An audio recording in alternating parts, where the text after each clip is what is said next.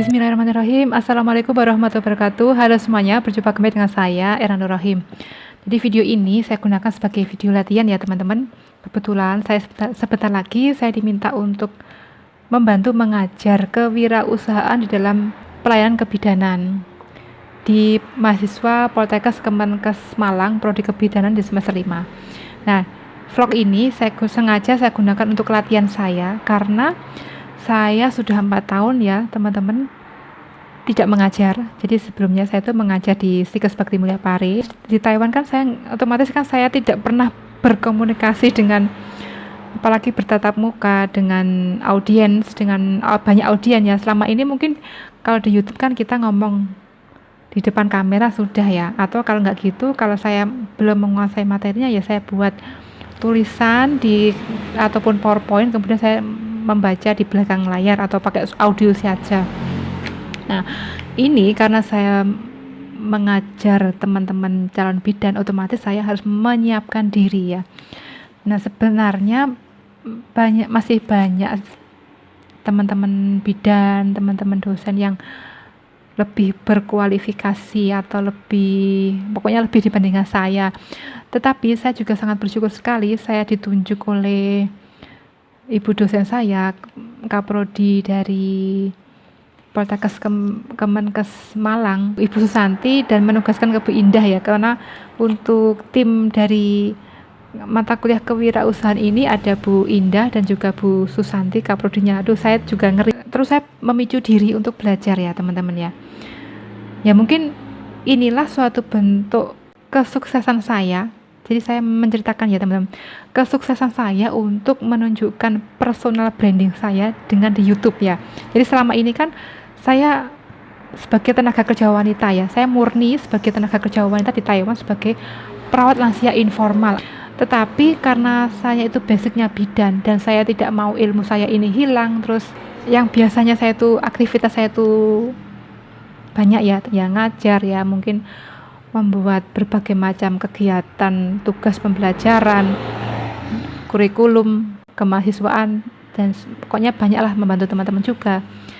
Otomatis saya tidak mau otak saya diam. Akhirnya saya buat ide lah membuat YouTube ini. Terus saya lihat-lihat kok, wah ini bisa ini, saya belajar ke YouTube. Akhirnya saya isi YouTube ini dengan berbagai macam yang saya ketahui awal-awalnya, tapi campuran ya teman-teman ya, saya masih bingung topiknya apa. Nah, alhamdulillah saya menemukan topik yang sesuai tentang kewirausahaan di kebidanan, karena kebetulan memang saya itu masih sangat ingin di dalam benak saya, otak saya ini bertanya-tanya terus, bidan berwirausaha itu gimana ya, seperti apa ya bentuknya, karena di dalam mindset saya itu sebelumnya bidan itu ya sudah bekerja di puskesmas, di rumah sakit, di klinik, di balai pengobatan, di praktek mandiri bidan, kalau nggak gitu ya buka praktek mandiri bidan. Jadi waktu itu mindset saya itu dinamakan bidan berwirausaha itu yaitu tadi bidan yang buka praktek mandiri bidan. Tapi berat banget kalau kita buka praktek mandiri bidan atau bidan yang bisa memiliki rumah bersalin, itu kan bayangan saya itu saya tidak nututi lah dari segi biaya, kalau saya dari segi biaya ya teman-teman ya, mungkin dari segi dagdikduknya, kalau kita menolong persalinan itu, kalau kita tolong partus itu, kalau sendiri itu rasanya dagdikduk ser, karena kita itu harus membantu 2 nyawa.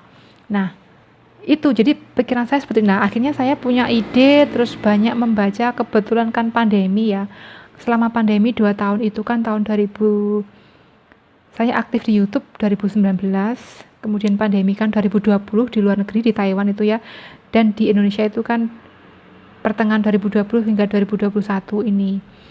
Nah akhirnya kan banyak pembelajaran berbasis internet ya, e-learning ya, akhirnya kan banyak webinar, dan akhirnya saya belajar di situ, jadi saya ada ide, saya juga ikut pelatihan, terus ada suatu pelatihan yang menceritakan bagaimana seorang bidan itu bisa mendirikan suatu usaha mom and baby spa, kemudian menceritakan legalitasnya. Nah akhirnya saya mencarilah sumber-sumber informasi terkait perizinannya, terkait bagaimana pendiriannya, terus saya belajar, terus saya tekuni. Nah saya upload di dalam suatu bentuk YouTube. Terus saya juga buat berbagai macam aneka alat peraga yang Sebenarnya saya tuh banyak sekali rencana. Saya misalnya ingin praktek nyuntik, ingin praktek infus, ingin praktek melakukan pemeriksaan ibu hamil. Nah itu, tapi saya terkendala pada alat dan peraganya, alat-alat medisnya, dan juga pantumnya. Jadi saya itu mau buat untuk konten YouTube lah. Akhirnya ya sudah, ya udahlah, saya punya ide buat aja boneka. Nah saya sharekan di video ini, terus saya sharekan di Facebook, di Instagram. Nah di Facebook ada dosen saya, beliaunya mungkin mengamati saya. Akhirnya saya pernah diundang di suatu kuliah tamu ya teman-teman. Dulu 1 tahun yang lalu saya pernah diundang untuk menjadi salah satu pengisi di dalam kuliah tamu untuk mahasiswa kebidanan juga. Nah beserta salah satu narasumber dari Jakarta, dari Poltekkes Kemenkes Jakarta. Nah dari situ rasanya itu kalau mengajar itu sudah lama ndak aktif mengajar, jadi rasanya memang dedek ya teman-teman ya. Nah jadi ini video saya untuk melatih berbicara. Yang awalnya kan saya membuat konten itu kan ya sesuai apa ya memang saya berdasarkan sumber-sumber literatur, tetapi lebih santai kalau saya membuat vlog YouTube. Nah tapi itu nanti kan saya mengajar di depan audien, apalagi di jalan mbak-mbak mahasiswa, rasanya dedek itu ada ya teman-teman ya. Jadi terus akhirnya saya beberapa hari ini itu beli buku juga. Jadi saya minta tolong anak saya untuk beli buku, terus saya suruh fotokan ke saya pelajari. Terus saya mencari e-book, materi-materi buku yang berbentuk e-book, PDF ada, alhamdulillah. Terus saya belajar dari YouTube dari pakar-pakar bisnis. Nah, alhamdulillah saya menemukan, saya bisa merubah pola pikir saya yang selama ini salah ya. Ya ada yang benar ya, ada yang perlu diperbaiki. Nah, nanti saya sampaikan di video-video saya berikutnya nanti ya teman-teman ya.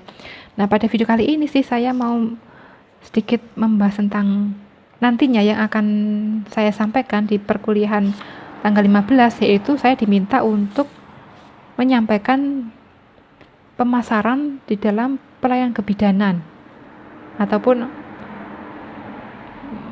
aspek pasar gitu loh teman-teman ya. Jadi apa sih pasar? Akhirnya sebelumnya saya bingung apa ya pasar ya.